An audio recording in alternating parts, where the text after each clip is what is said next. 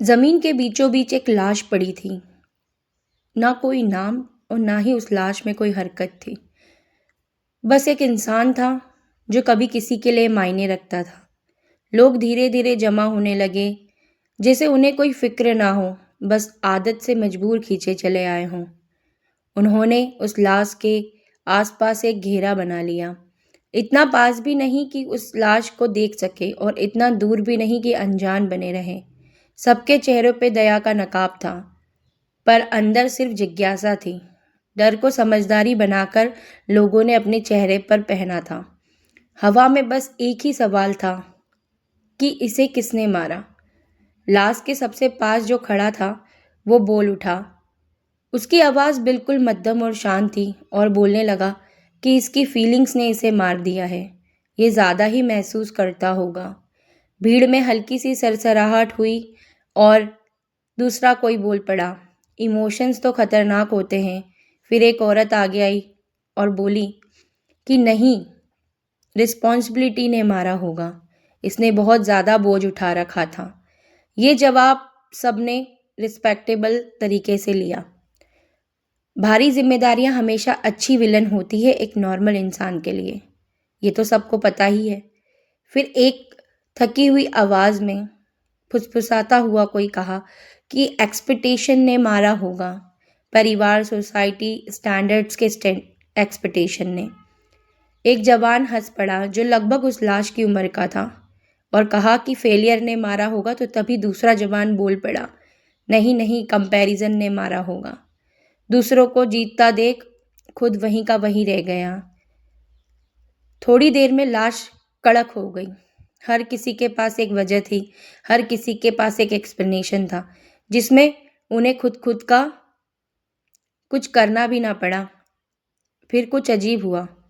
लाश अचानक से दर्द के साथ उठ खड़ी हुई, जैसे सालों की चुप्पी सहने की कहानी सुनकर बदन ये याद कर रहा हो कि मैं कभी जिंदा था। उंगलियां धीरे धीरे मुड़ गई, जैसे अभी भी किसी अनजान चीज को पकड़ के बैठी हो। भीड़ पीछे हट गई। अब कॉन्फिडेंस नहीं था, सिर्फ डर था। तभी कोई फुसफुसाया, शायद अकेलेपन ने इसे मारा होगा। किसी ने पूछा ही नहीं बेचारे को। एक आदमी ने तुरंत सुधारा और कहा, नहीं यार, प्यार में मर गया होगा। इसने हद से ज़्यादा प्यार दिया होगा, बदले में इसे प्यार नहीं मिला होगा। एक और आवाज़ आई, शायद उम्मीद ने मार दिया होगा। उम्मीद हमेशा मार देती है। तभी सायरन की आवाज़ गूंज उठी और पुलिस आ गई। एक ऑफिसर ने लाश को काफ़ी देर तक देखा, जितनी देर किसी और ने देखने की हिम्मत भी ना की थी। उसने एक गहरी सांस ली और कहा कि इसने सबका ख्याल रखा, सिर्फ अपना नहीं रख पाया, और यही इसकी मौत की वजह बनी। लाश को उठाया गया, एम्बुलेंस में रखा गया। दरवाजे बंद होते वक्त अंदर एक नर्स ने धीरे से कहा कि स्ट्रेस ने मारा होगा इसे। अब कोई बहस नहीं हुई। सबने अपना अपना हिस्सा डाल दिया था, सबने जज कर लिया था। तसल्ली के साथ भीड़ बिखर गई, फोन निकल गए, जिंदगी फिर से चल पड़ी।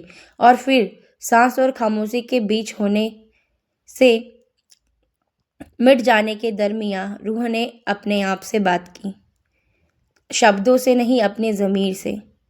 कहा कि जब मैं जिंदा था, मैं तुम सबके लिए परफेक्ट बनना चाहता था, यूज़फुल, डिपेंडेबल और स्ट्रॉन्ग। मैं अपना गुस्सा दफन करता रहा ताकि मैं लोगों को डिफ़िकल्ट ना लगूं। अपना दुख छुपाता रहा ताकि मैं लोगों को कमज़ोर ना लगूं। अपनी खुशी भी छुपाई ताकि जज ना हो जाऊं। मैं अप्रूवल के लिए जीता रहा और उसी से मर गया। मेरी मौत के बाद तुम ये नहीं पूछते कि मैं कौन था, तुम बस ये तय करते हो कि मैं क्या नहीं बन पाया। लोग मौत के बाद प्यार नहीं छोड़ते, बस ओपिनियंस छोड़ते हैं, और जजमेंट इंसान की ज़िंदगी शुरू होने से पहले ही राख कर देती है। अगर कभी कोई इंसान तालियों के लिए या वैलिडेशन मांगना छोड़ दे, अपनी वैल्यू समझना छोड़ दे, तो शायद वो सफ़र को सक्सेसफुल तय कर पाएगा और मरेगा भी बिना किसी रिग्रेट के। रूह धीरे धीरे खो गई। ना इमोशन ने मारा, ना रिस्पॉन्सिबिलिटी ने मारा, और ना ही स्ट्रेस ने मारा, बल्कि एक ऐसी दुनिया ने मारा जो जज करना कभी नहीं भूली, चाहे सामने एक जिंदा इंसान हो या फिर एक बेजान लाश। declare dead by society. Thank you.